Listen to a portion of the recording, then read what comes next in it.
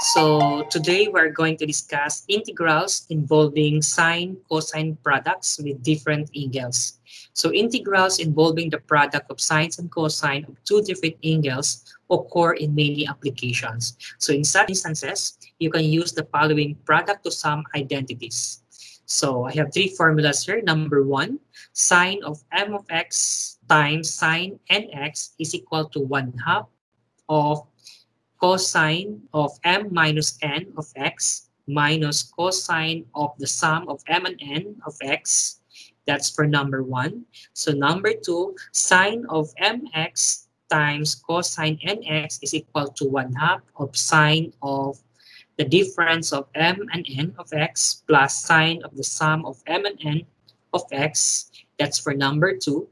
And for number three, we have cosine of mx times cosine of nx is equal to 1/2 of cosine of the difference of m and n of x plus cosine of the sum of m and n of x. So let us use these formulas to evaluate for the following examples.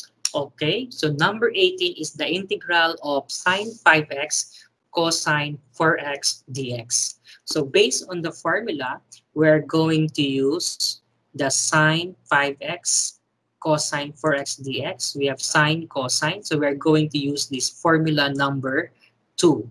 So we have equals 1/2 of sine of m minus n of x plus sine of m plus n of x. So applying that here, so we can write now as 1/2 the integral of sine of 5x minus 4x plus sine of 5x plus 4x dx.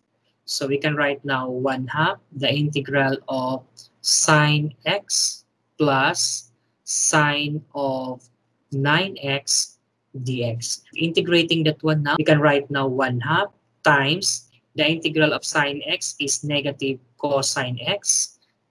Then the integral of sine 9x is negative 1/9 of cosine 9x plus a constant. So multiplying by 1/2, so this can be now the negative cosine x over 2. And then this can be now negative cosine 9x over 18 and then plus a constant. Okay, for number 19, we have the integral of cosine 15x times cosine of 4x dx. So we're going to use the formula number 3. So we have the equivalent expression for that become 1/2 of cosine of m minus n of x plus cosine of m plus n of x. So we can write now. So since we have 1/2, so we'll just write as the constant multiplier of 1/2. So we have now cosine of 15x minus 4x plus cosine of 15x plus 4x and then dx. So we can write now 1/2 the integral of cosine of 15 minus 4, we have 11x plus cosine of 15 plus 4 is 19x dx. And then we are going to integrate. So we have 1/2 times the integral of cosine is sine. So therefore 1/11 of sine 11x and then plus 1/19 of sine of 19x plus a constant. So multiplying by 1/2, so therefore we can write now as sine of 11x over 22 plus sine of 19x over 2 times 19 is 38, then plus a constant. And for number 20, we have integral of sine 3x times sine 5x dx. So I guess we're going to use now the formula number 1. So the formula says that 1/2 of cosine of m minus n of x minus cosine of m plus n of x. So almost similar with number 3, that the only difference that the sign. All right. So we have to follow that one now. So we have the formula of 1/2 times the integral of cosine of 3x minus 5x minus we have cosine of 3x plus 5x of dx. So let me check my formula again.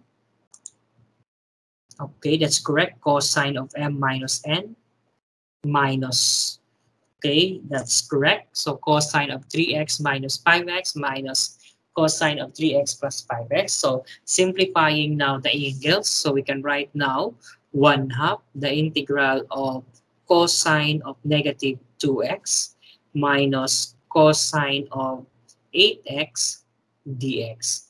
So by integrating that one now, so we have 1/2 times the integral of cosine is sine, but there is an angle of negative 2. Take the reciprocal of that. So we can write now negative 1/2 of sine of negative 2x minus the reciprocal of the coefficient is 1 over 8, and then sine of 8x, and then plus a constant.